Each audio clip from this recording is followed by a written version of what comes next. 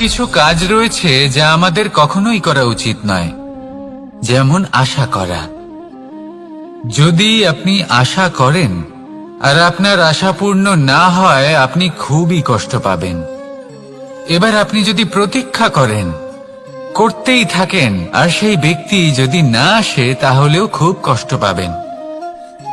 আর হলো তুলনা। আপনি যদি তুলনা করতে যান, তাহলে এটাই ভাববেন যে হয় আমি বা অন্য কোনো ব্যক্তি, এই দুজনের মধ্যে কোনো এক ব্যক্তি নিকৃষ্ট। আর এই ভাবনাটাই হলো অনুচিত। যদি আমরা কথা বলি সেই সব বিষয়ে যা আমাদের করা উচিত, যেমন পরীক্ষা। এই পরীক্ষা সবসময় আমাদের আরো সফল করে তোলে, আরো শ্রেষ্ঠ করে তোলে, আরো উৎকৃষ্ট করে তোলে। আসন্ন মহাসংগ্রামের জন্য আমাদের প্রস্তুত করে তোলে এই পরীক্ষা। তাই এই পরীক্ষার থেকে কখনোই পালাবেন না, এর সম্মুখীন হন। আর হলো কর্ম। কর্ম করা কখনোই বন্ধ করবেন না। তুলনা করার বদলে কর্ম করুন, প্রতীক্ষা করার বদলে কর্ম করুন, আর আশা করার বদলে কর্মই করুন। জীবন সফল হয়ে যাবে। দেখুন, সবার শেষে সত্যি বলতে এই কর্ম আর এই পরীক্ষা, এই দুই আমাদের জীবনকে সুখী করে তুলতে পারে। আসুন আর আমার সাথে ভালোবেসে বলুন, রাধা রাধা। মানুষ তার জীবনে শিক্ষা এবং প্রেম, এই দুই লাভ করে তার মাতা, পিতা এবং গুরুর কাছ থেকে। কিন্তু মানুষ সবথেকে বেশি ভালোবাসে নিজের মাতাকে, কারণ মাতা খুব নির্মল চিত্তে ভালোবাসে, শান্ত মনে আমাদের অন্তরে শক্তির সঞ্চার করে থাকেন, আমাদের উৎসাহ দেন, বলশালী করে তোলেন। ব্যাপারটা কিন্তু এমন নয় যে আমরা নিজেদের বাবা বা গুরুকে ভালোবাসি না, তাদেরকেও আমরা অত্যন্ত ভালোবাসি। শুধু ওনাদের কঠোর ব্যবহার দেখলে আমরা একটু ভয় পেয়ে যাই। এবার ওনাদের এই কঠোর ব্যবহার আমাদের ভালো না লাগলেও অত্যন্ত আবশ্যক, কারণ মাতার থেকে আমরা যে শক্তি লাভ করি তা যেন নিয়ন্ত্রণ হারিয়ে বিধ্বংসী না হয়ে ওঠে, আমরা যেন কোনো কুপথে না চলে যাই, আমরা কখনো যেন দোষ না করে ফেলি। শুধু সেই জন্য পিতা এবং গুরু একটু কঠোর হয়ে ওঠেন, এবং ওনাদের এই কঠোর আচরণ ভবিষ্যতে গিয়ে আমরা অবশ্যই বুঝতে পারি।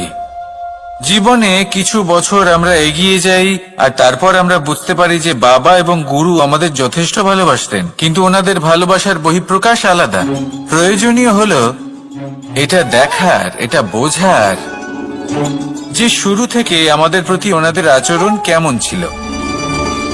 ওনাদের কঠোর হওয়ার পেছনে ওনাদের ভালোবাসাটা বোঝার চেষ্টা করুন, ওনাদের চিন্তাটা বোঝার চেষ্টা করুন, ওনাদের পথপ্রদর্শনের আড়ালে আপনার ভবিষ্যতের জন্য যে পরিকল্পনা ওনারা করেছেন সেটা বোঝার চেষ্টা করুন।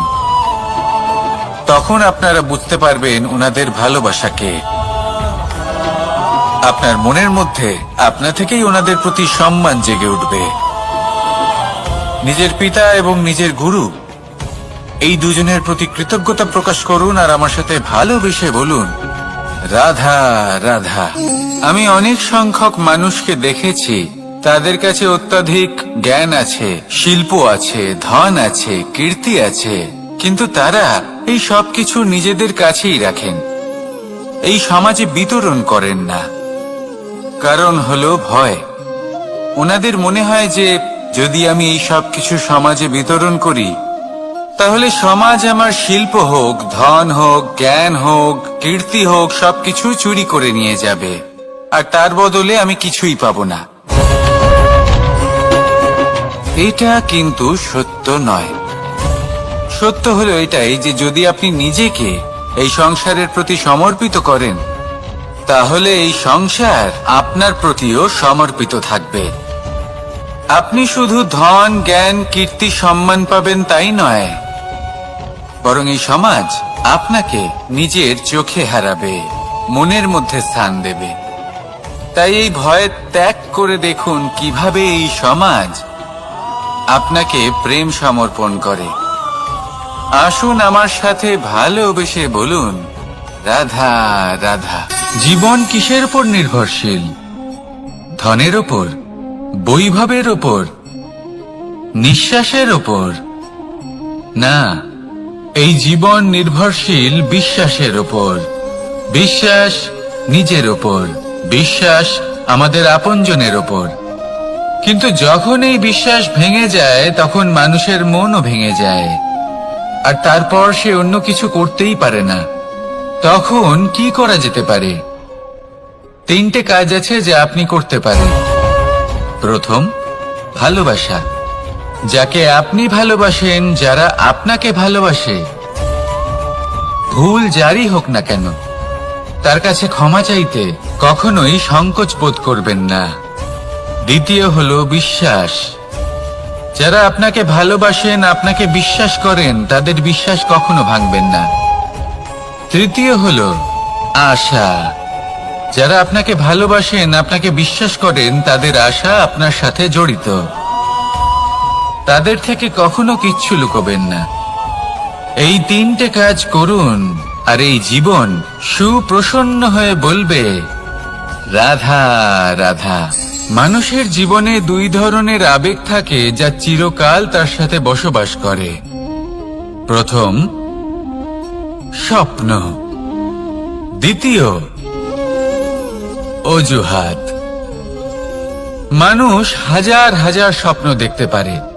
আমাকে এই কাজ করতে হবে, আমাকে ওখানে ঘুরতে যেতে হবে, আমায় জীবনে এই অসম্ভব কাজ বাস্তবায়িত করে দেখাতে হবে, আদি ইত্যাদি। এবার ঠিক যেমন স্বপ্ন দেখেন, সেইভাবে অজুহাতও খুঁজে নিয়ে আসেন। আমি এই স্বপ্ন পূরণ করতে পারলাম না, কারণ আমাকে কেউ সাহায্যই করলো না, কারণ আমি দুর্বল হয়ে পড়েছিলাম, কারণ আমার কাছে সময়ই ছিল না, আদি ইত্যাদি।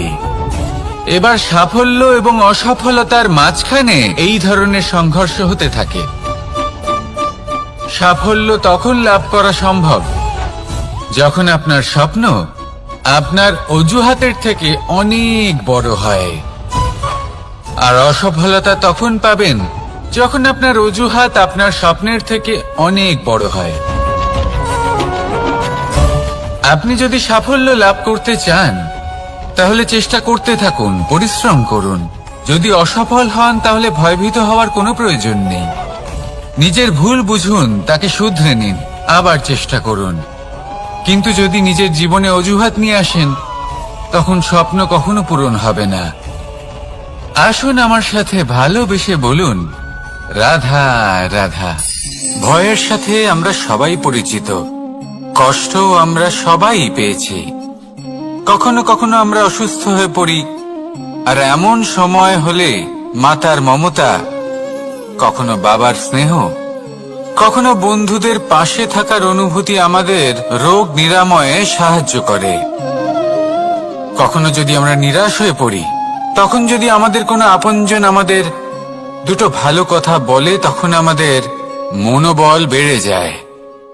ঠিক তেমন সংসারের এই রঙ্গমঞ্চে যদি আপনি পীড়িত অনুভব করেন,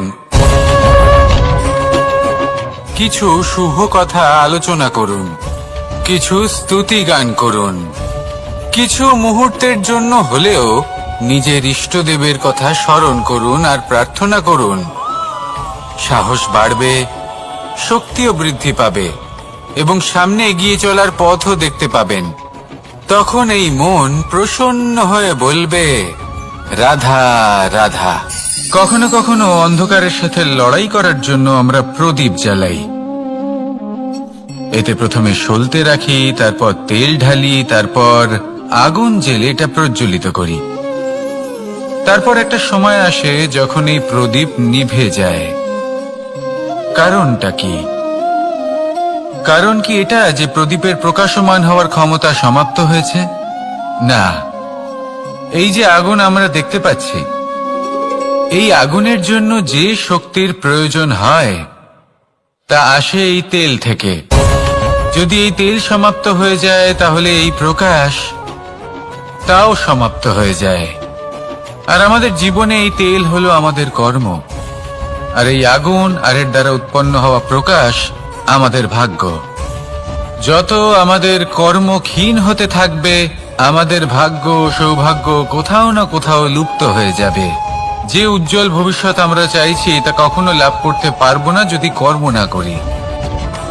ঠিক যেমন তেল ছাড়া অগ্নি উৎপন্ন হয় না, তেমনি কর্ম ছাড়া সৌভাগ্য হয় না। আর যেমন কর্ম তেমন ভাগ্য। তাই সব সময় কর্ম করতে থাকুন, কর্ম করা থামাবেন না। আর আমার সাথে ভালোবেসে বলুন, রাধা রাধা। জীবনে তিনটি বিষয় আছে, তিনটি বস্তু আছে, তারা যেন আপনাকে কখনো বশে না করে নিতে পারে। প্রথম হলো ধন। ধন যতক্ষণ আপনি ব্যবহার করতে থাকেন, যতক্ষণ তা আপনার কাজে আসছে, ততক্ষণ ঠিক আছে, এই ধন আপনার কাছে অমৃত। কিন্তু যখন এই ধন আপনাকে ব্যবহার করতে শুরু করে, বুঝে যাবেন যে আপনার পতনের সময় শুরু হয়েছে। দ্বিতীয় বিষয়, ফেলে আসা অতীত। যাই করুন, আপনি অতীত পাল্টাতে পারবেন না, আর এই সত্যিটা আপনিও জানেন। কিন্তু তাও এর বশবর্তী আমরা হয়ে পড়ি। আর যখন তাই হয়, তখন এই সংসারে আমরা যেখানেই যাই না কেন, যত বড়ই সুখ লাভ করি না কেন, সেই সব আমাদের কাছে তিক্ত বলে মনে হয়। তৃতীয় বিষয়, আপনার আশেপাশের মানুষ। ভিন্ন ভিন্ন ধরনের মানুষ হয়, যাদের চিন্তা ভাবনা এবং দৃষ্টিভঙ্গি ভিন্ন ভিন্ন প্রকারের। যদি এদের বশবর্তী আপনি হয়ে পড়েন, তাহলে কেউ বলবে এটা করো, এটা ভালো। কেউ বলবে এটা করো না, ওটা করো, ওটা ভালো কাজ। কেউ বলবে এই দুটোই করো না, অন্য কিছু করো। এই কথাগুলিতে আপনি এতটাই জড়িয়ে পড়বেন যে আপনি লক্ষ্যভ্রষ্ট হয়ে পড়বেন। তাই এই তিন বিষয় থেকে সাবধানে থাকবেন। যদি কোনো কিছু বশ করতে হয়, তাহলে আপনাকে বশ করতে হবে আপনার আজকে, নিজের বর্তমানকে। এটা খুব প্রয়োজনীয়।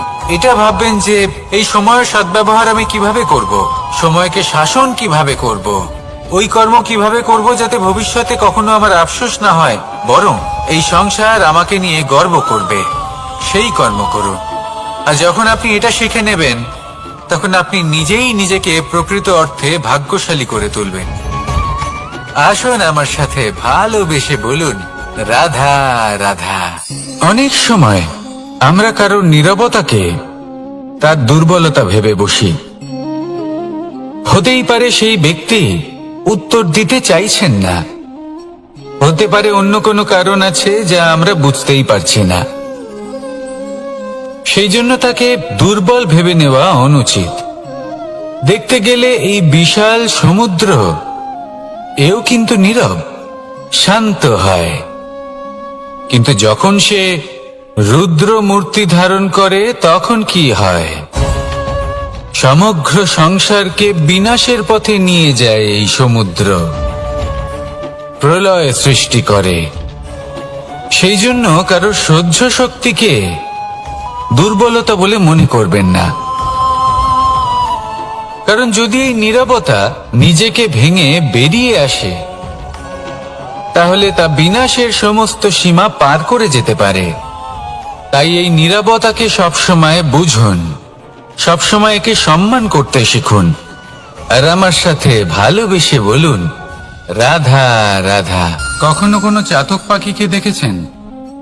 কথায় আছে যে বছরে মাত্র একবার সে তার তৃষ্ণা মিটিয়ে থাকে, আর তাও আকাশে ভেসে থাকা মেঘের দ্বারা ঘটানো বৃষ্টির জলের ফোঁটা থেকে। আর কোথাও থেকে সে তার তৃষ্ণা পূরণ করে না। সারা বছর সে নিদারুণ গরম সহ্য করে, তীব্র শীতও সহ্য করে, শুধু এই আশা নিয়ে যে বছরে একবার অন্তত সেই মেঘের ঘন ঘটা হবে, বৃষ্টি হবে, আর সে তার তৃষ্ণা নিবারণ করবে। এটা আসলে কি? এটা আসলে বিশ্বাস। সেই বিশ্বাস যে বছরে একবার সেই মেঘ আসবে তৃষ্ণা নিবারণ করতে। যেমন দেখুন, একটা সূর্যমুখী ফুল সারা রাত অন্ধকারের সাথে যুদ্ধ করে, কারণ তার বিশ্বাস যে ভোরবেলায় সূর্য তাকে অবশ্যই দর্শন দেবেন। সেটাও বিশ্বাস ছিল, যার উপর ভরসা করে মনু একটা নৌকা নিয়ে বেরিয়ে পড়েছিলেন এবং সমস্ত সৃষ্টিকে প্রলয়ের হাত থেকে বাঁচিয়েছিলেন। সেটাও ছিল ভালোবাসার প্রতি বিশ্বাস, যার উপর ভরসা করে বানর এবং ভাল্লুক সেনা নিয়ে শ্রীরাম আক্রমণ করেছিলেন সমস্ত বরদানপ্রাপ্ত অসুরগণ এবং রাক্ষসগণের লঙ্কায় এবং জয় লাভ করেছিলেন। এই বিশ্বাসই হল এই বিশ্বের আশা। বিশ্বাস রাখুন যে আপনি হলেন সর্বশ্রেষ্ঠ এবং শুধুই নিজের কর্ম করতে থাকুন। এই বিশ্বাসের আশাই আপনাকে প্রতি মুহূর্তে বল প্রদান করবে। এ হলো আমার বিশ্বাস। আসুন আর আমার সাথে ভালোবেসে বলুন, রাধা রাধা। যোগাসন। যোগাসনে আসন অত্যন্ত গুরুত্বপূর্ণ। এবার আমি বলবো সবথেকে শ্রেষ্ঠ আসন কোনটি। আশ্বাস। নিজেকে আশ্বস্ত করতে থাকুন যে আমি আছি, সব ঠিক হবে, যা হচ্ছে ভালোর জন্য হচ্ছে। এই আশ্বাস আপনাকে জীবনে এমন ধনাত্মক বিশ্বাস দেবে যে আপনি বড় বড় সমস্যার সমাধান করতে পারবেন। এবার যদি কথা বলি সব থেকে কঠিন সময়ের, তাহলে সেটা হলো বিচ্ছেদের। যা মা সীতাকে সহ্য করতে হয়েছে শ্রীরামের জন্য, রাধা কৃষ্ণকেও সহ্য করতে হয়েছে।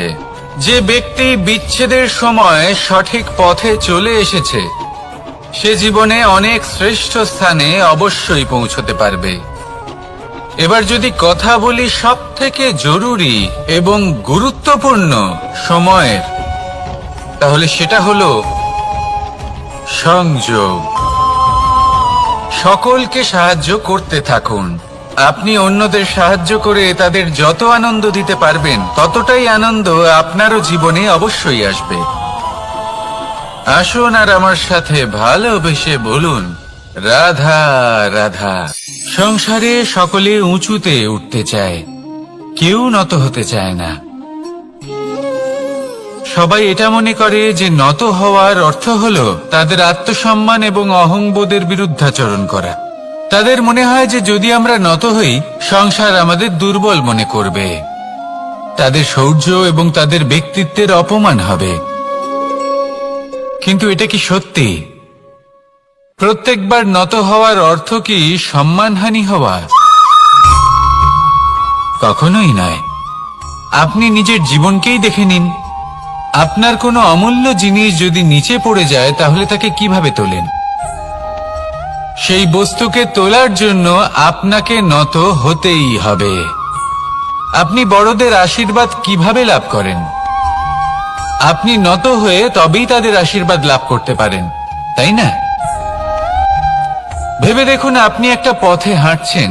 আপনি দেখতে চাইছেন যে আপনি সঠিক পথে হাঁটছেন কিনা, পায়ের নিচে কাঁটা পড়ে আছে কিনা। কিভাবে দেখবেন? আপনাকে সেই মাথা নত করেই দেখতে হবে। এর অর্থ কি? অর্থ খুব সহজ। প্রত্যেকবার নত হওয়া অনুচিত নয়, সেটা কোনোভাবেই সম্মানহানি নয়। পরিস্থিতি অনুসারে এবং যেখানে প্রয়োজন, আপনি নত হতে শিখে গেলে আপনি অনেক কিছুই লাভ করতে পারবেন। জ্ঞান, মান, গুণ, বিশ্বাস। সেই জন্য প্রয়োজন এবং পরিস্থিতি অনুসারে নত হতে শিখুন। এতে অনুচিত কিছুই নেই। আত্মসম্মান থাকা অত্যন্ত প্রয়োজনীয়, কিন্তু তা যেন কখনো অহংকারে পরিণত না হয়। এই বিষয়ে অবশ্যই নজর রাখবেন এবং আমার সাথে ভালোবেসে বলবেন, রাধা রাধা। আমাদের জীবনে অনেক ধরনের ব্যক্তি এসে থাকেন। কেউ কেউ আমাদের সাথে থেকে যান, কেউ আমাদের থেকে দূরে চলে যান। কেউ ভালো মানুষ হন, কেউ খারাপ মানুষ। কিন্তু আমরা সবসময় সেই সময়টাকে নিয়ে দুঃখ প্রকাশ করি যখন আমাদের জীবনে কোনো খারাপ ব্যক্তি প্রবেশ করেন। তারা আমাদের খারাপ অনুভূতি দেন, দুঃখ দেন, কষ্ট দেন। আমরা সবাই তাকে ভালো মন্দ কথা বলি। কিন্তু কেন? এমন বিভিন্ন ধরনের মানুষ, খারাপ মানুষ, ভালো মানুষ, সবার জীবনেই আসেন।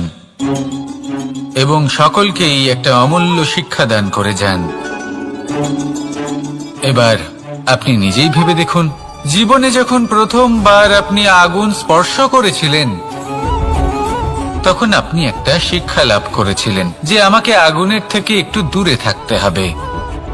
তারপর আস্তে আস্তে আপনি শিখলেন যে কিভাবে এই আগুনকে নিয়ন্ত্রণে রাখতে হবে। তারপর আপনি শিখলেন যে কিভাবে নিজের জীবনে তাকে প্রয়োগ করতে হবে, তা সে অন্ধকারে প্রকাশ লাভ করার জন্য হোক বা খাবার বানানোর জন্য। সেইভাবেই কোনো খারাপ ব্যক্তি যখন আপনার জীবনে আসে কোনো শিক্ষা দিয়ে যান, তার প্রতি কৃতজ্ঞ থাকুন।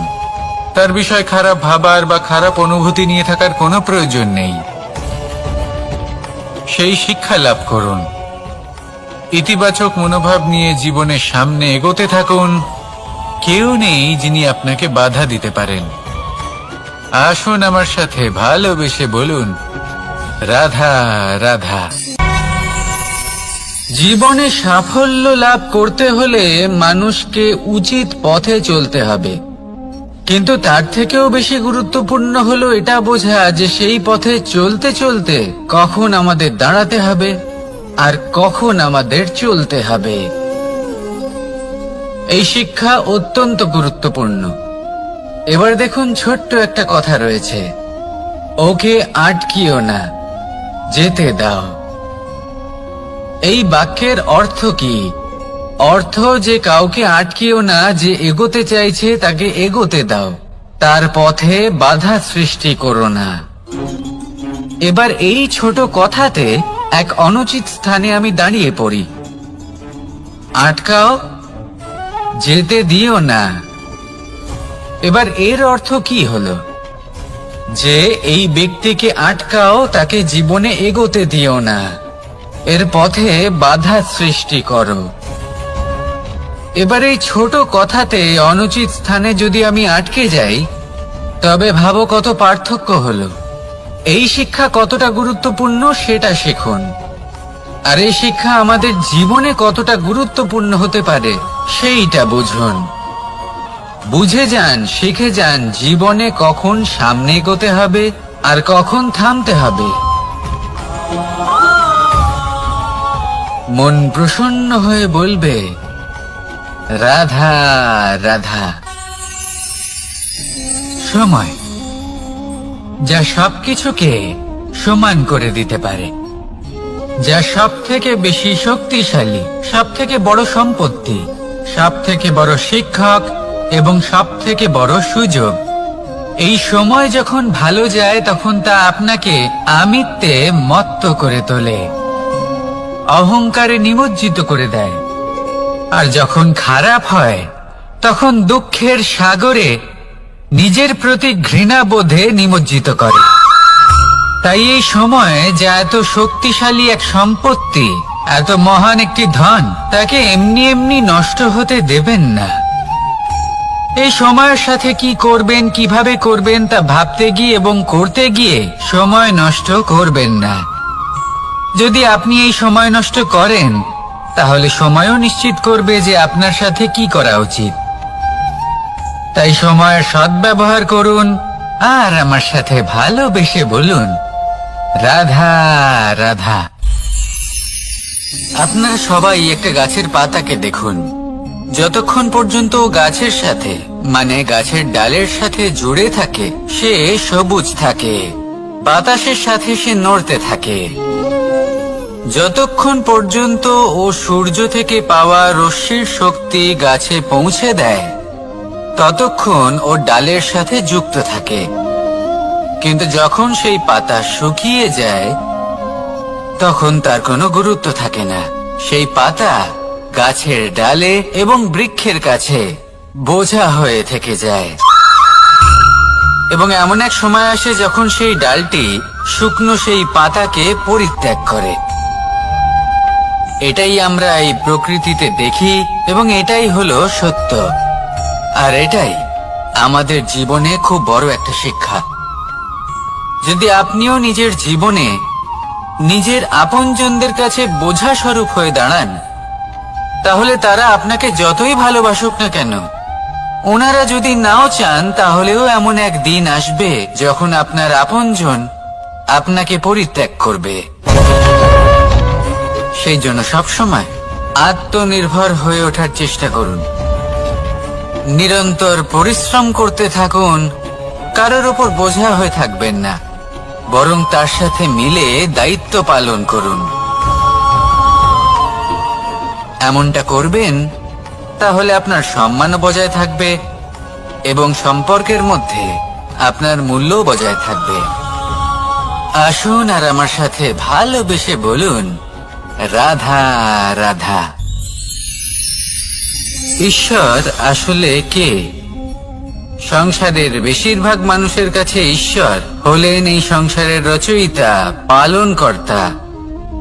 কারোর কাছে উনি জ্ঞাতা, কারোর কাছে উনি হলেন আস্থার প্রতীক, আবার কারোর জন্য শুধুমাত্র অন্ধবিশ্বাস। কিন্তু এই ঈশ্বর কি কোনো শরীর, নাকি একটা বোধ, নাকি শুধুই শ্রদ্ধা? ঈশ্বর হলেন তিনি যিনি হলেন আপনার ইষ্ট।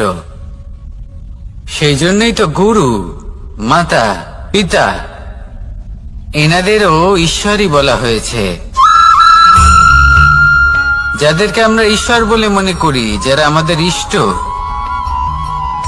তারা আমাদের একটি পথ দেখান, একটি দিকে চালিত করেন। সেই পথে চলে আপনি শুভ কর্ম করতে পারেন। আর যখন কোনো ব্যক্তি তার ঈশ্বরের আদেশ পালন করেন, তখন সে নিজে থেকেই শুভ পথে অগ্রসর হয়ে যান। বেশ কয়েকজন মানুষ ঈশ্বরের ওপর আস্থা রাখেন এবং ভাবেন যে অনুচিত কোনো কাজ করা উচিত নয়, ঈশ্বর দেখছেন। ওনারা ভয় পান যে কোনো অনুচিত কর্ম করলে কে জানে তার পরিণাম কি হবে। এমন অনেক ব্যক্তি রয়েছেন যারা ঈশ্বরকে বিশ্বাস করেন এবং জানেন যে ঈশ্বর তাদেরকে দেখছেন, তাই যে যে শুভ কর্ম ওনারা করেছেন তার ফল তারা অবশ্যই পাবেন। এবার আপনি ভয় পেয়ে ঈশ্বরকে বিশ্বাস করবেন নাকি বিশ্বাসের দ্বারা ঈশ্বরকে বিশ্বাস করবেন, সেই সিদ্ধান্ত আপনারই। কিন্তু হ্যাঁ, যদি আপনার মনে ঈশ্বরের জন্য কোনো স্থান থাকে, যদি আপনার কোনো ইষ্ট থাকেন, যদি আপনি কাউকে ঈশ্বর মনে করেন যার প্রত্যেক আদেশ আপনি পালন করে থাকেন, তাহলে বলি ঈশ্বর কখনো আপনাকে অনুচিত পথে চালিত করবেন না। আসুন আমার সাথে ভালোবেসে বলুন, রাধা রাধা। কথায় আছে যে স্বপ্ন এবং লক্ষ্য হলো একটি মুদ্রারই দুটি দিক। যতক্ষণ না স্বপ্ন দেখছেন ততক্ষণ বুঝবেন কি করে আপনার লক্ষ্য কি? স্বপ্ন দেখে যদি নিজের লক্ষ্য বুঝতে পারেন, সেটা পেতে চান, তবেই সেটা লাভ করতে পারবেন। কিন্তু স্বপ্ন এবং লক্ষ্য এই দুইয়ের মধ্যে একটা ভারসাম্য রয়েছে, যেটা বজায় রাখা প্রয়োজনীয়। একে আমরা বলে থাকি পরিশ্রম। দেখুন, যদি আপনি স্বপ্ন দেখতে চান তাহলে পরিশ্রম ত্যাগ করে নিদ্রা লাভ প্রয়োজন। কিন্তু যদি আপনি লক্ষ্য লাভ করতে চান তাহলে আপনাকে নিদ্রা ত্যাগ করে পরিশ্রম করতে হবে। তাই আলস্য ত্যাগ করুন এবং সিদ্ধান্ত নিন যে আপনি কি চান। আপনার জীবনের এই তুলাদণ্ডে স্বপ্নের পাল্লা ভারী হওয়া প্রয়োজন নাকি লক্ষ্যের? আমার মতে এই দুইয়ের মধ্যে যদি ভারসাম্য বজায় রাখেন, তবে পথ নিজে থেকেই সামনে আসবে। শুধু সেই পথে অগ্রসর হতে থাকুন এবং আমার সাথে ভালোবেসে বলুন, রাধা রাধা।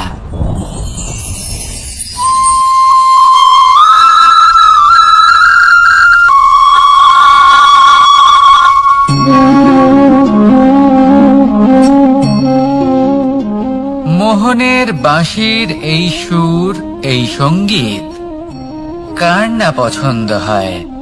সবারই খুব ভালো লাগে। এবার এই সুর আসে কোথা থেকে? কেউ বলবেন কৃষ্ণের হৃদয় থেকে।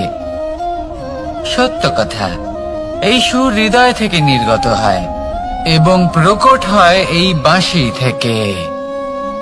এই বাঁশিটাকে দেখুন, এই ছিদ্রগুলি দেখুন, প্রত্যেকটা সুর থেকে নিজস্ব একটা স্বর নির্গত হয়।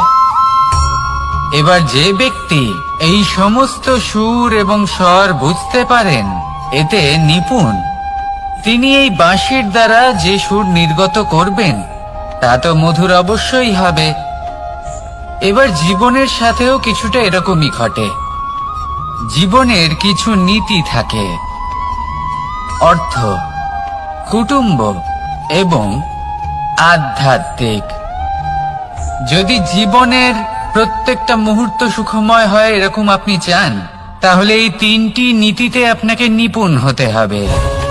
কোনো একটি বিশেষ নীতির প্রতি যদি আপনি বেশি ঝুঁকে পড়েন, তাহলে বাকি দুই নীতি থেকে যা সুখ লাভ করা সম্ভব তা পারবেন না। ধন অর্জন করতে হবে পরিবারের জন্য, পরিবারের সুখ মনের শান্তির জন্য, মনে শান্তির প্রয়োজন মনের শুদ্ধতার জন্য। যখন এই মন শুদ্ধ হবে, জীবন শুদ্ধ হবে, পবিত্র হবে, সুন্দর হবে এবং ভালোবেসে বলবে, রাধা রাধা।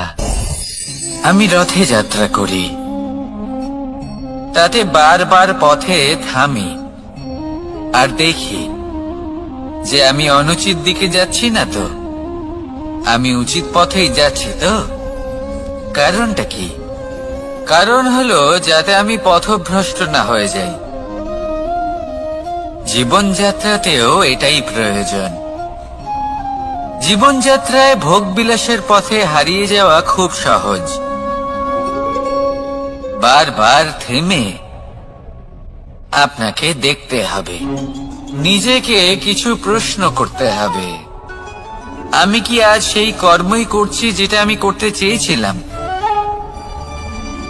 আমি কি আজ সেই জীবন যাপন করছি যেমন আমি যাপন করতে চেয়েছিলাম? যদি এই প্রশ্নগুলোর উত্তর হ্যাঁ হয়, তাহলে এগোতে থাকুন, নয়তো থেমে যান এবং বিচরণ করুন। মনে রাখবেন, এই সংসার অত্যন্ত জটিল আর এতে হারিয়ে যাওয়া অত্যন্ত সরল। সেই জন্য নিজে থেকে বারবার থামা এবং জীবন চিন্তন করা অত্যন্ত আবশ্যক।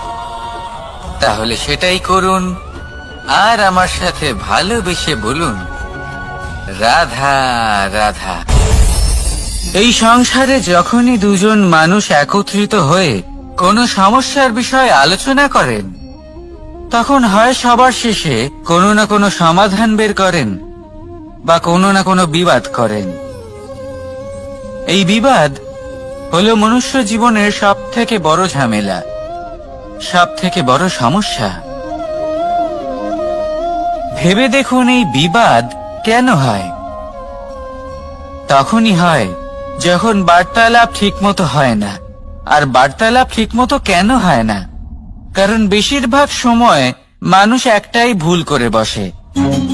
সামনের মানুষের কথা শোনেন, কিন্তু তার উত্তর দেবার জন্য, তার কথার মর্ম বোঝার জন্য নয়। কিন্তু যেদিন থেকে, যে মুহূর্ত থেকে আপনি এটা শিখতে শুরু করে দেবেন যে আমি অপরের কথা শুনবো, কিন্তু সেটা বোঝার জন্য, তাকে উল্টে জবাব দেবার জন্য নয়, সেদিন থেকেই বিবাদের সমাপ্তি ঘটবে আর বার্তালাপ স্পষ্ট হয়ে যাবে। দেখুন, হয় সামনের মানুষের কথা বুঝতে শিখুন বা নিজের বক্তব্য ভালোভাবে সামনের মানুষটাকে বুঝিয়ে বলুন। বার্তালাপ নাকি বিবাদ, আপনি কোনটা চান? সিদ্ধান্ত আপনার। আসুন আর আমার সাথে ভালোবেসে বলুন, রাধা রাধা। কাম, তৃতীয় পুরুষার্থ। এবার অধিকাংশ মানুষই কাম বলতে বিলাসিতা, বাসনা, লালসা মনে করে ফেলে। আসলে এমন কিছুই নয়। কামের বাস্তবিক অর্থ কি? কামের বাস্তবিক অর্থ হলো কামনা। প্রতিটা ব্যক্তি, প্রতিটা মানুষ, প্রতিটা জীব এই সংসারে কোনো না কোনো বিশেষ কারণে আসে। সেই কারণকে পূর্ণ করার জন্য কর্ম করাকে কাম বলে। এখন সেটা সবার জন্য ভিন্ন হতে পারে। কারোর কাছে সেটা জ্ঞান অর্জন করা হতে পারে, আবার কারোর কাছে নির্মাণ করা হতে পারে। কারোর জন্য পরিবারকে সঞ্চালন করা হতে পারে, আবার কারোর জন্য এই সংসার থেকে পাপ দূর করা হতে পারে। কিন্তু সবথেকে গুরুত্বপূর্ণ হলো যে মানুষ যেন নিজের কর্ম ঠিক করে করে, সম্পূর্ণ যত্ন নিয়ে করে। তৃতীয় পুরুষার্থ মানে এই কাম। এটার অনুচিত অর্থ নিজেকে বোঝানো মানেই সমগ্র জীবনকে অর্থহীন করে দেওয়া। তাই প্রেম দ্বারা আপনার এই সংসারে আসার কারণটাকে অনুসন্ধান করুন, আর এই প্রেমের সাথেই বলুন রাধা রাধা। প্রেম আড়াই অক্ষর, মাত্র আড়াই অক্ষরের এই শব্দ প্রেম, এর মধ্যে ত্রিলোকের এবং সমগ্র ব্রহ্মাণ্ডের বীজ নিহিত আছে। এমন কি আছে যে এই প্রেম করতে পারে না? যেখানে শক্তি এবং বিদ্যা প্রয়োগ করে আপনি কিছুই করতে পারবেন না, সেটাও প্রেম দ্বারা অর্জন করা সম্ভব। প্রেম চাইলে পাথরেও ফুল ফোটাতে পারে।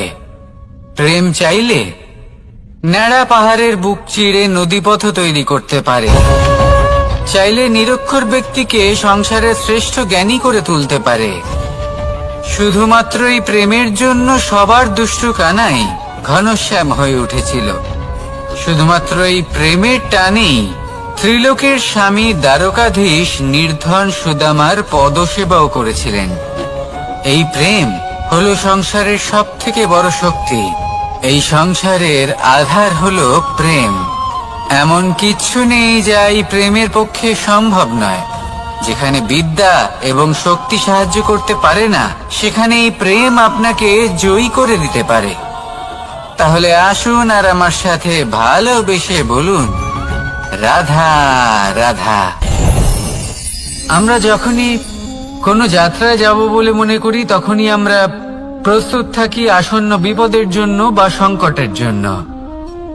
যেমন যদি আমাদের মনে হয় যে আজকের পরিবেশ খুব ঠান্ডা হবে, তাহলে আমরা গরম বস্ত্র ধারণ করি বা সেটাকে সাথে নিয়ে যাই। যদি মনে হয় যে বৃষ্টি হতে পারে বা বৃষ্টি হয়ে চলেছে, আমরা দেখছি, তাহলে আমরা একটা ছাতা সাথে নিয়ে নিই।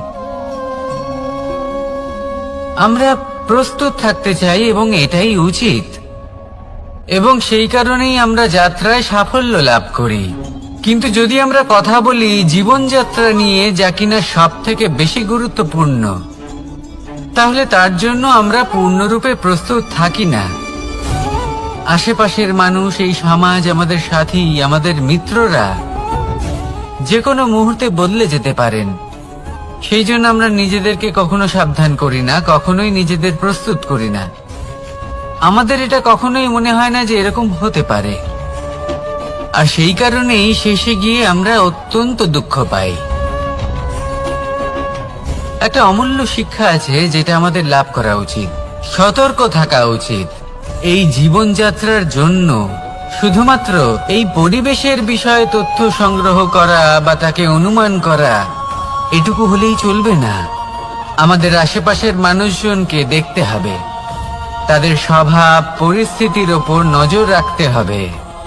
যখন তারা রং পাল্টাচ্ছেন, নজর রাখতে হবে, তা অত্যন্ত আবশ্যক। পরিবর্তন আপনার জীবনে অবশ্যম্ভাবী। সঠিকভাবে তার সম্মুখীন হন। আসুন আমার সাথে ভালোবেসে বলুন রাধা রাধা। আপনি এটা শুনে থাকবেন যে ছোট্ট একটা বালক, সে ঈশ্বরের প্রতিরূপ হয়।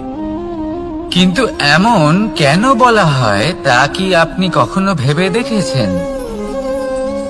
আমি আপনাকে বলছি।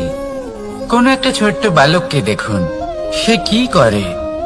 সকলকে সমান চোখে দেখে। ওর মনে না কোনো ছলনা রয়েছে, না কোনো কপটতা। না অহংকার রয়েছে আর না কোনো বিষয় নিয়ে কোনো চিন্তা। সকলকে সে সমান চোখে দেখে আর নিজের মধ্যেই প্রসন্ন থাকে, সকল বিকার থেকে মুক্ত। এগুলোই তো সেই গুণ, সেই বালকের মধ্যে যা হলো ঈশ্বর স্বরূপ। এবার ভেবে দেখুন, যদি প্রত্যেকটা মানুষ এই ছোট বালকের মতো সেই সব গুণ নিজের মধ্যে জাগ্রত করে তোলে, তাহলে কি হবে? তারাও ঈশ্বর তুল্য হয়ে উঠবে। তাই আপনিও এটাই করুন, নিজের মনকে বিকার মুক্ত করুন সেই ছোট্ট বালকের মতো। মনের মধ্যে না কোনো চিন্তা রাখবেন, না মোহ, না ক্রোধ, না কোনো রকমের ছলনা বা কপটতা। সবাইকে সমান চোখে দেখুন আর নিজের মনেই প্রসন্ন থাকতে শিখুন। এই মন প্রেমময় হয়ে বলবে, রাধা রাধা। কেউ আমাকে মাখন চোর বলেন, কেউ বা আমাকে মুরলী মনোহর বলেন, কেউ আমাকে যুদ্ধ বিমুখ বলেন, কেউ বা আমাকে সুদর্শনধারী বলেন, কিন্তু আমি আসলে কে? আসুন, আজ আমি আপনাকে আমার আসল পরিচয় জানাবো। বাড়িতে সুস্বাদু মাখন থাকা সত্ত্বেও গোপীদের কাছে সুমধুর ভালোবাসাপূর্ণ বকুনি খাওয়া যে ভালোবাসে, সেই হলো কৃষ্ণ। আঙুলে সুদর্শন চক্র থাকা সত্ত্বেও যে রথের লাগাম ধরে থাকবে সেই সিদ্ধান্ত নিয়েছে, সেই হলো কৃষ্ণ। দ্বারকার মতো অনন্য রাজমহল থাকা সত্ত্বেও সুদামার মতো সখা যার অত্যন্ত প্রিয়, সেই হলো কৃষ্ণ। যদি আপনার মনে প্রেম থাকে, আপনি প্রেম বিতরণ করেন, সবাইকে ভালোবাসেন এবং ভালোবাসা রক্ষার খাতিরে শস্ত্র হাতে নিতেও আপনি সক্ষম থাকেন, তাহলে আপনি হলেন কৃষ্ণ। আসুন আমার সাথে ভালোবেসে বলুন, রাধা রাধা।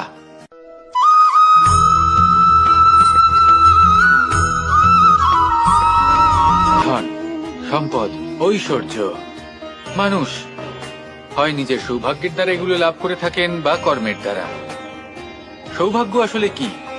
গ্রহের দশা যা প্রত্যেক মুহূর্তে বদলাতে থাকে। কর্মের মাধ্যমে যখন আপনি ধন অর্জন করেন, তখন সেই ধন আপনার আগামী প্রজন্ম লাভ করে। সেটা হয় সে ভোগ করে বা তার জন্য তার ভোগান্তি হয়। আর এটা নির্ভর করছে আপনার কর্মের ওপরে। কি কর্ম করেছেন আপনি সেই ধনকে লাভ করার জন্য? যদি আপনি সৎ পথে চলেন, নিষ্ঠা ভরে আপনি কর্ম করে থাকেন এবং তার ফলে আপনি ধন অর্জন করে থাকেন, তাহলে আপনার আগামী প্রজন্ম সেটা ভোগ করবে, সেটা প্রয়োগ করবে নিজের বিকাশের জন্য। কিন্তু যদি আপনি কুকর্ম করে থাকেন, কোন রকম ছলনা করে থাকেন এই ধন লাভ করার জন্য, তাহলে 100% আপনার আগামী প্রজন্মকে এর জন্য ভুগতেই হবে। তাহলে আপনি কি চাইবেন? যে আপনার আগামী প্রজন্ম সুখ ভোগ করবে, নাকি আপনার কুকর্মের পরিণাম ভোগ করবে? নির্বাচন আপনারই। আসুন আমার সাথে ভালোবেসে বলুন, রাধা রাধা।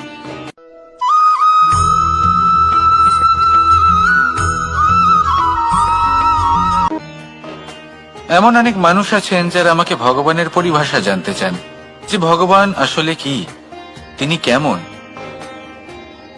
এবার দেখুন, ভগবান হোক বা আপনার স্বপ্ন হোক বা আপনার লক্ষ্য হোক না কেন, সেই লক্ষ্য তখনই পূর্ণ হয়, তখনই তাকে লাভ করা সম্ভব, যখন আপনার দৃষ্টিভঙ্গি মঙ্গলময় হয়। যখন আপনি নিজে মনে করবেন যে আমি যেটা পেতে চাইছি তা শুভ। উদাহরণস্বরূপ, কোনো পাখিকে দেখুন, সে গাছের ডালে বসে এবং সেখানেই বিশ্রাম করে, কিন্তু পড়ে না। কেন? কারণ ওর বিশ্বাস যে যে শাখার উপরে ও বসে আছে সেটাই হলো ওর বাসস্থান। যদি আপনি বিশ্বাস করেন, তাহলে আপনি পাথরের মধ্যেও ভগবান দর্শন করতে পারবেন। আর যদি বিশ্বাস না থাকে, তাহলে যদি ভগবান সামনে দাঁড়িয়েও থাকে, তবেও আপনার বিশ্বাস হবে না। তাই বিশ্বাস করতে শিখুন। এই বিশ্বাসের আধারেই আপনি সেই সব কিছু পাবেন যা আপনি পেতে চাইছেন। আসুন আমার সাথে ভালোবেসে বলুন, রাধা রাধা।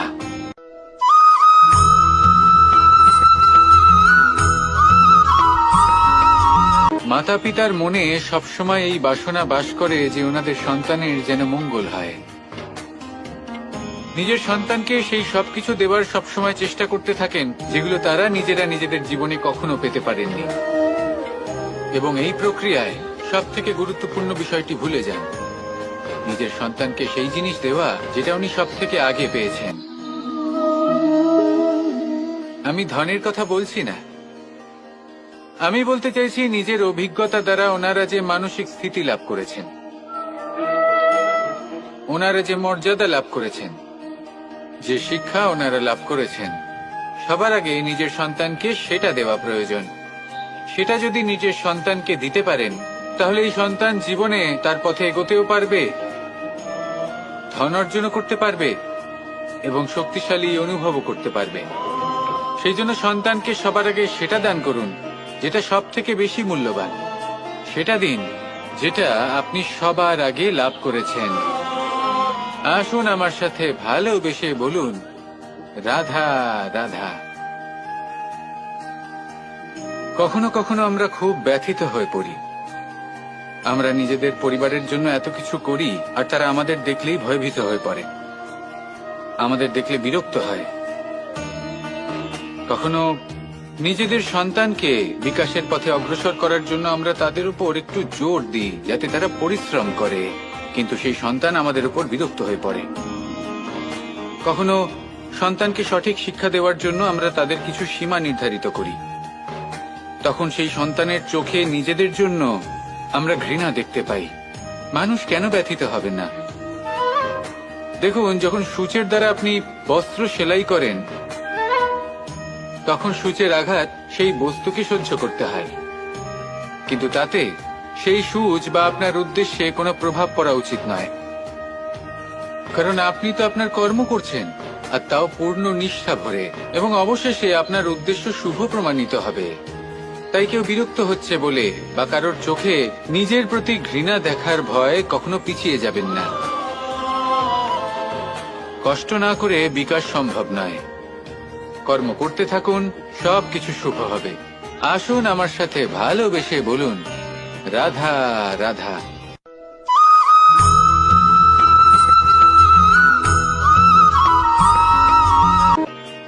জল হলো জীবনের আধার। যদি জল না থাকে, এই সংসারের জীবনের কোনো অস্তিত্ব নেই। এই জল হলো শুদ্ধ, পবিত্র। কিন্তু যখন এই জল পরিবেশের সংস্পর্শে আসে, তখন ধুলো, ময়লা, কাদা এবং অন্যান্য বস্তু দ্বারা এই জল পূর্ণরূপে দূষিত হয়ে যায়। এবার যদি এই জলের শুদ্ধিকরণ করতে হয়, তাহলে আমরা এই জলকে অস্থির হতে দিই না, তাকে স্থিরভাবে রেখে দিই। আর সেটা করলে সেই জল নিজে থেকেই সকল অশুদ্ধি ত্যাগ করে দেয়, নিজে থেকেই নিজেকে শুদ্ধ করে তোলে। এটা কিন্তু আমাদের মনের সাথেও হয়ে থাকে। এই সংসারে এত সমস্যার সম্মুখীন হয়েও কোথাও না কোথাও আমাদের এই মন মলিন হয়ে যায়, এতে নেতিবাচক ভাব জাগ্রত হয়। সেই মুহূর্তে আপনি কোনোভাবে রাগ করবেন না, মন খারাপ করবেন না, তাড়াতাড়ি কোনো সিদ্ধান্ত নেবেন না, কোনো প্রতিক্রিয়া দেবেন না। শুধু নিজের এই মনকে শান্ত করে রাখবেন, শান্ত মনে দিন যাপন করবেন।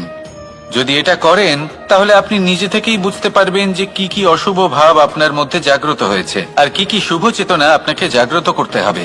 আপনি নিজে থেকেই এমন পথ খুঁজে পাবেন যার দ্বারা এই অশুদ্ধি আপনি ত্যাগ করতে পারবেন। আসুন আমার সাথে ভালোবেসে বলুন, রাধা রাধা।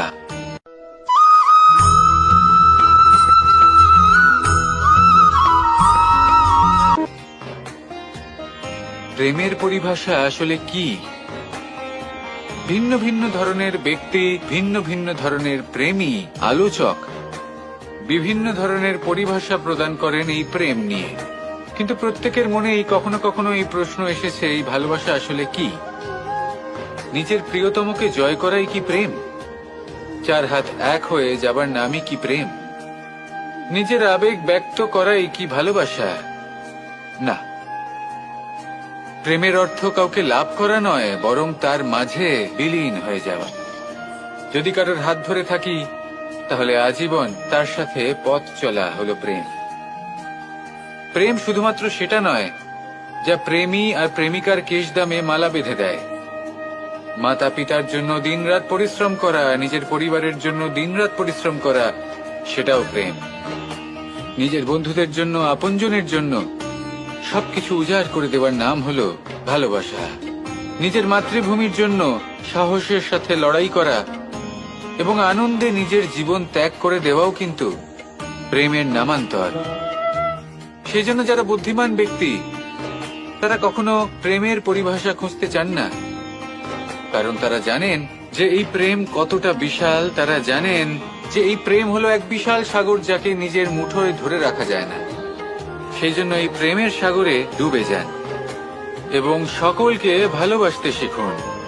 যদি সবাইকে ভালোবাসতে পারেন তাহলে তাদেরও কল্যাণ হবে যারা আপনাকে ভালোবাসে, এবং সকলকে ভালোবাসতে শিখুন। যদি সবাইকে ভালোবাসতে পারেন তাহলে তাদেরও কল্যাণ হবে যারা আপনাকে ভালোবাসে, তাদেরও কল্যাণ হবে যাদেরকে আপনি ভালোবাসেন, আর আপনারও কল্যাণ হবে। আর তখন এই মন ভালোবেসে বলবে, রাধা রাধা।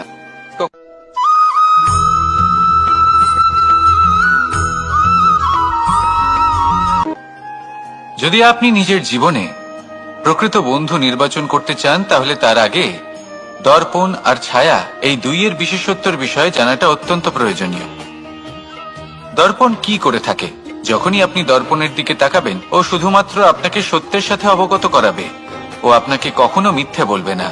সেখানেই যদি ছায়ার কথা বলি তাহলে দেখুন ছায়া কি করে। সব সময় আপনার সাথে থাকে, কখনো আপনার সঙ্গ ত্যাগ করে না।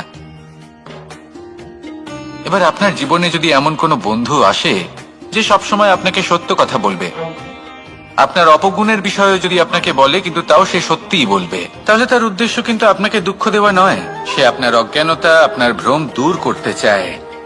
যদি আপনি কোনো অনুচিত পথে চলতে থাকেন তাহলে সে আপনাকে বাধা দিতে চায়।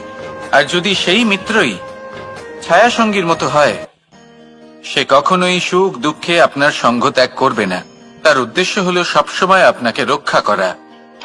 তাই এরকম দর্পণ বা ছায়ার মতো কোনো বন্ধু যদি আপনার জীবনে আসে তাহলে তাকে কোথাও যেতে দেবেন না। সে আপনার জীবনকে সুখময় করে তুলবে। আর যদি আপনার জীবনে উপস্থিত বন্ধু এমন না হয় তাহলে তাকে নিজের থেকে দূরে করে দেওয়াই বাঞ্ছনীয়। তাহলে দর্পণ আর ছায়ার মতো প্রকৃত এবং ভালো বন্ধুকে নিজের জীবনে স্থান দিন, আর আমার সাথে ভালোবেসে বলুন, রাধা রাধা।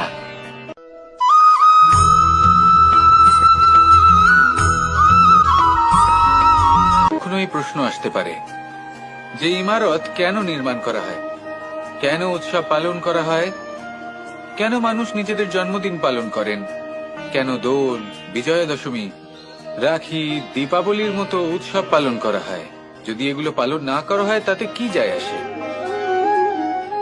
যদি এই দোল উৎসব পালন না করা হয় তাহলে কি এই সংসার ভুলে যাবে যে নারায়ণের প্রতি ভক্তির কারণে ভক্ত প্রহ্লাদকে অগ্নি স্পর্শও করতে পারেনি?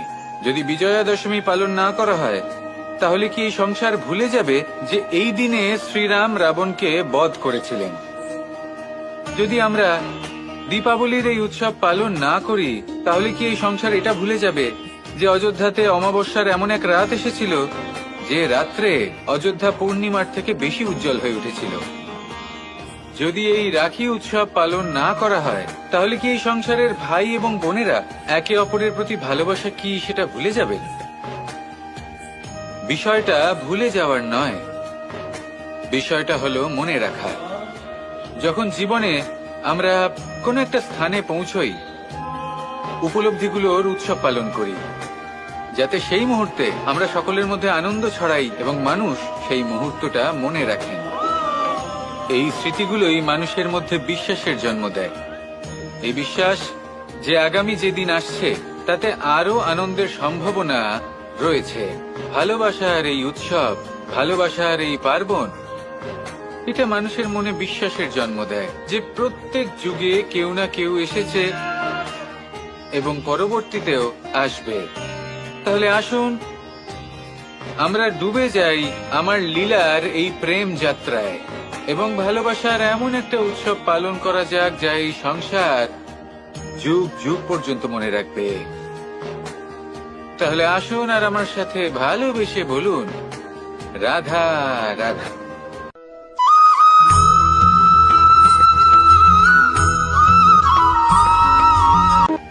আমাদের এই জীবন, তাতে এই যে সময় চক্র, তা তিনটি ভাগে বিভক্ত। এক হলো অতীতকাল, ফেলে আসা অতীত, তারপরে আসে বর্তমান, এখনকার এই মুহূর্ত, আর তারপর আসে আগামীকাল অর্থাৎ ভবিষ্যৎ। এবার এখানে সবথেকে গুরুত্বপূর্ণ হলো অতীতকাল, ভবিষ্যৎকাল, ফেলে আসা অতীত এবং আগামী সময়। কেন? কারণ এই দুইয়ের উপর নির্ভর করছে যে আপনি বর্তমানে কি করতে চলেছেন। শুধু প্রয়োজন হলো সঠিক দৃষ্টিভঙ্গির। অতীতকালকে যদি আপনি একটি দৃষ্টিভঙ্গি থেকে দেখেন, তাহলে অতীতকালে আপনি দুঃখও দেখতে পাবেন, যন্ত্রণাও দেখতে পাবেন। অন্য কোনো দৃষ্টিভঙ্গি থেকে দেখলে আপনি অতীতকাল থেকে শিক্ষাও লাভ করবেন। এবার এই শিক্ষা অনুসারেই বর্তমানে কর্ম করা উচিত। এবং যদি ভবিষ্যতের কথা বলি, তাহলে বলবো ভবিষ্যতের কথা ভেবে আপনি আজ অবশ্যই চিন্তিত হতে পারেন। অন্য একটি দৃষ্টিভঙ্গি থেকে দেখলে এই ভবিষ্যতেই আপনি একটি লক্ষ্য, একটি উদ্দেশ্য দেখতে পাবেন, যে আপনি কি করতে চান, কি লাভ করতে চান। এবার সেই অনুসারে বর্তমানে কর্ম করা উচিত, ভবিষ্যৎ এবং অতীতকাল অনুসারে।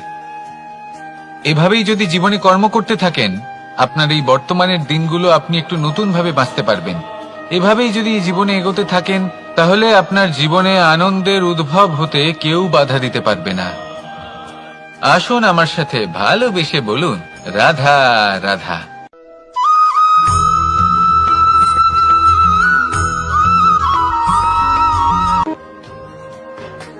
সমুদ্র মন্থনের সময় দুই ধরনের রত্ন লাভ করা হয়েছিল। প্রথম হলাহল, যার প্রভাব থেকে এই সমস্ত সংসারের জীবের প্রাণ বাঁচানোর জন্য মহাদেব তাকে নিজের কণ্ঠে ধারণ করে নিয়েছিলেন। আর দ্বিতীয় অমৃত, যেটা কিঞ্চিত পরিমাণ মাত্রায় পাওয়া গেছিল। কখনো কখনো জীবনে এমন কোনো বস্তু যা আপনি প্রয়োজনের থেকেও অনেক বেশি মাত্রায় ভোগের জন্য লাভ করে থাকেন, তা আপনার জন্য বিষ প্রমাণিত হতে পারে। যেমন জল, প্রয়োজনের থেকে অনেক বেশি মাত্রায় যদি এই জল আসে, তাহলে আপনার প্রাণ কাটতে পারে। কিন্তু পরিশ্রমের পরে এক পাত্র শীতল জল দ্বারা আপনি যদি স্নান করে নেন, তাহলে তা আপনার শরীরের জন্য অমৃত হবে। পরিশ্রম করার পরে যদি আপনার শরীর এক পাত্র খাবার লাভ করে, তাহলে তা আপনার শরীরের জন্য অমৃত। কিন্তু যদি কোনো পরিশ্রম না করেই আপনি দিনরাত শুধুই খাবার গ্রহণ করতে থাকেন, তাহলে আপনার কাছে তা বিষ সমান।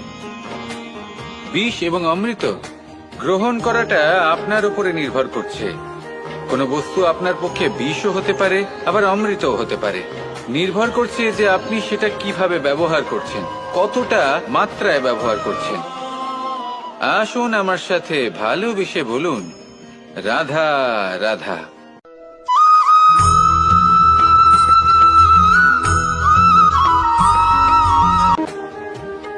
সুখ, দুঃখ, মৃত্যু, মহামারী, এগুলো কখনো বলে আসে না, আবার জিজ্ঞাসা করেও আসে না। এমনই হয় দ্রুত ক্রীড়ার এই খেলায়। এক কারাগারের মতো, একটা মাকড়সার জালের মতো। যেমন একটা মাকড়সার জাল একটা পোকাকে নিজের দিকে আসতে আকর্ষিত করে, নিজের চমকের দ্বারা, নিজের গঠন দ্বারা। সেরকমই দ্রুত ক্রীড়ার এই খেলা মানুষকে নিজের দিকে আসতে প্ররোচিত করে। শেষে গিয়ে মানুষ আটকা পড়ে। পার্থক্য শুধু এটাই, যখন এক পোকা এই জালে জড়িয়ে পড়ে, তখন সে তার প্রাণ হারায়। মানুষ যখন এই দ্রুত ক্রীড়ায় আকর্ষিত হয়, সে নিজের মান, নিজের ধন সবকিছু হারায়, নিজের বিবেক হারিয়ে ফেলে। কিন্তু আপনি আপনার বিবেক কখনোই হারাবেন না। যদি আপনার মনে লোভ চলে আসে, আপনি লোভী হয়ে ওঠেন। যদি আপনি দ্রুত ক্রীড়ার এই খেলায় আটকা পড়েন, তাহলে মনে রাখবেন, এই খেলা থেকে ফিরে আসা প্রায় অসম্ভবই বলা যায়। নিজের বিবেক কখনো হারাতে দেবেন না, কারণ বিনাশ আসার প্রথম লক্ষণ হলো বিবেকের বোধ চলে যাওয়া। এই প্ররোচনায় কখনো পা দেবেন না। আর আমার সাথে ভালোবেসে বলুন, রাধা রাধা।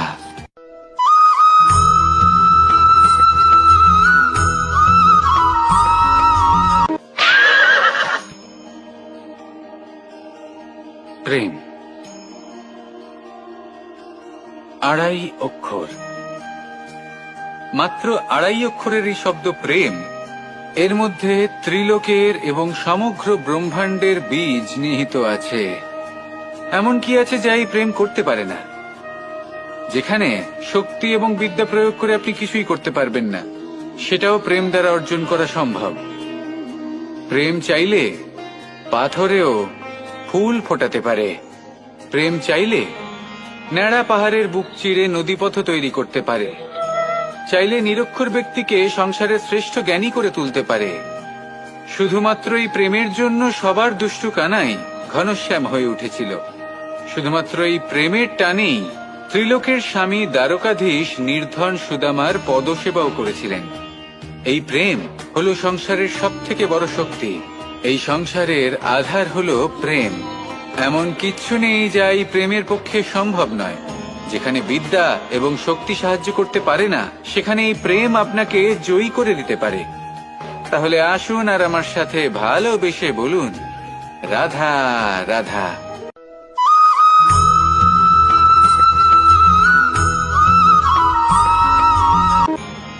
বরদান এবং অভিশাপ, এই দুই হলো একই মুদ্রার দুটি পিঠ। এই বরদান আমরা অনেক কারণে পেতে পারি। কখনো নিজের পরিশ্রমের কারণে, কখনো নিজের তপস্যার কারণে, কখনো আমাদের পূর্বপুরুষদের কর্ম ও তপস্যার কারণে। কিন্তু এই বরদান কতক্ষণ বরদান থাকবে তা আমরা নিশ্চিত করতে পারি না। তা সুনিশ্চিত করে শুধুমাত্র আমাদের কর্ম। যদি আপনাকে উদাহরণ দিই, আপনি রেশমের কীট দেখেছেন? ও বরদান পেয়েছে যে ও নিজের সুরক্ষার জন্য খোলস বানাতে পারে। এবারও তাতে এত মত্ত হয়ে যায় যে এমন এক আবরণ বানিয়ে ফেলে যাতে সে নিজেই আবদ্ধ হয়ে চাপা পড়ে মরে যায়। এটার তাৎপর্য কি? তাৎপর্য খুবই সরল। গর্ব করা খুবই ভালো, কিন্তু অহংকার করা কখনোই উচিত নয়। যদি অহংকার মনের মধ্যে প্রবেশ করে, তাহলে এই বরদান অভিশাপে পরিণত হতে সময় লাগে না। আর যদি কর্মশ্রেষ্ঠ হয়, তাহলে অভিশাপ বরদানে পরিণত হয়। তাহলে আসুন শ্রেষ্ঠ কর্ম করুন আর আমার সাথে ভালোবেসে বলুন, রাধা রাধা।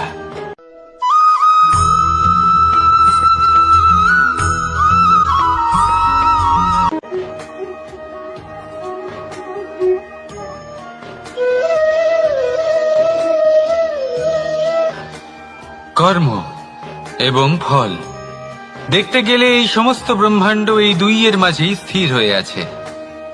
মানুষজন কর্ম করেন ভালো ফল লাভের আশায়, আর ভালো ফল লাভের আশায় উনি এটাই ভুলে যান যে উনি যে কর্ম করছেন তা কি করছেন।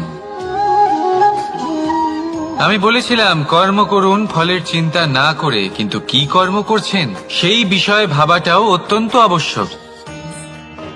নয়তো অনেক সময় আমরা এমন কর্ম করে ফেলি যা না চাইতেও বিষে পরিণত হয়। যা হয়েছে দুঃশাসনের সাথে, দুর্যোধনের সাথে, গুরু দ্রোণের সাথে। একজনের মানসিকতা উচিত ছিল না, একজনের বিবেক উচিত ছিল না, আরেকজন যে পক্ষ নির্বাচন করেছিলেন সেই পক্ষ উচিত ছিল না। আর যা কিছু ওনাদের সাথে হলো, আপনার আমার আমাদের সকলের সাথে তা হতে পারে। আমি বলেছিলাম কর্ম করুন, ফলের চিন্তা করবেন না, কিন্তু এই কর্মের বিষয়ে বিচার করে দেখাটাও ততটাই আবশ্যক। দেখুন, কর্ম করার উচিত প্রক্রিয়া ফলের চিন্তা না করা, কিন্তু যদি আপনার কর্ম শুভ হয় তাহলে তার ফলও নিয়তি আপনাকেই দেবে। সর্বদা কর্ম করার সময় এটা ভাবুন যে আপনার এই কর্ম এই সংসারকে, এই সমাজকে, আপনার পরিবারকে, আপনার আশেপাশের মানুষজনকে কোন দিশায় নিয়ে যাবে। যদি এটা সবার জন্য মঙ্গলময় হয় তাহলে কর্ম করতে থাকুন। আর হ্যাঁ, নিশ্চিত রূপে ফলের চিন্তা করবেন না। আসুন আমার সাথে ভালোবেসে বলুন, রাধা রাধা।